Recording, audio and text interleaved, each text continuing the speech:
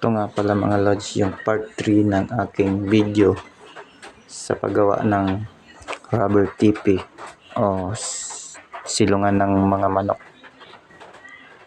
Ang gagawin natin ngayon ay aalisin natin tong mga sobra-sobra dito sa bandang gilid. So, ito nga palang tinatawag namin na linstone. Ito yung magiging guide ko sa pagtanggal nitong mga sobra.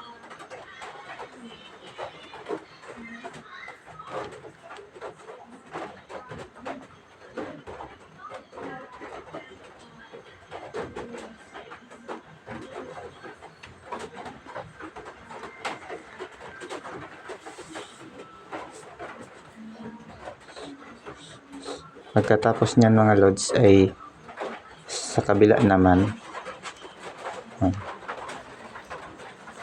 Ganon din sa sa nauna mga lods ang gagawin natin dito. Dahil siya, kabilaan siya mga lods. Tatanggalin natin yung mga sobra ulit.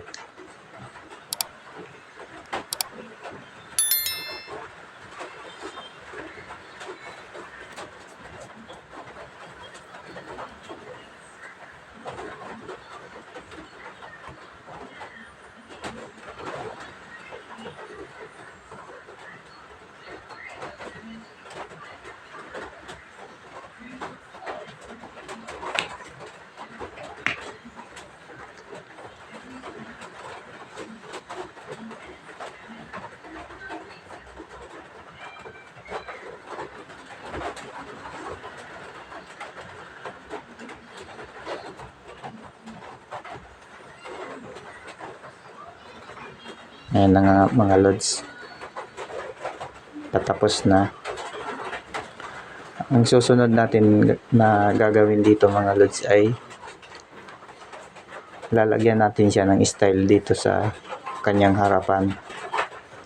So dadangkal natin ng isang dangkal at lalagyan natin ng guhit kasi ito yung magiging guide niya sa pagkat nito.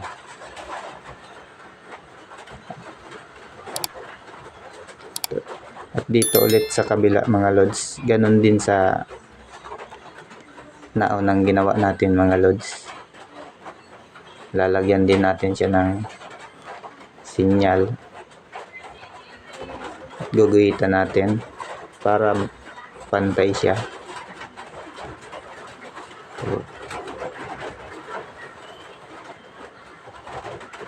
So ayun na mga lods, ikakat na nga natin.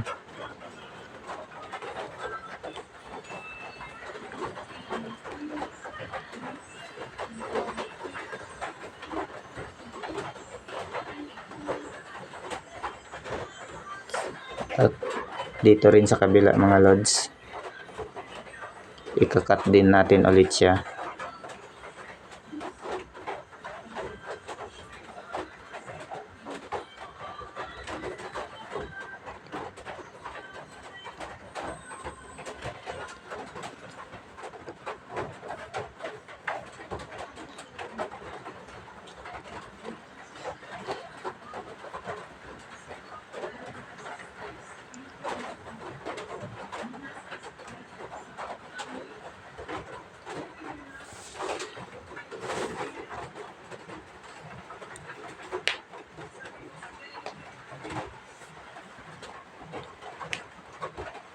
So yan na nga mga lods, tapos na siya. Ganito lang mga lods, kadali gumawa ng rubber tipi o silungan ng mga manok. Ayan na nga pala mga aking nagawa.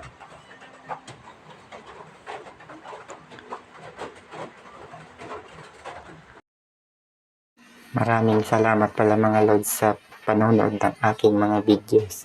Pa-like, share, and subscribe na rin ako mga lods para updated ka sa mga bago kong upload na mga videos.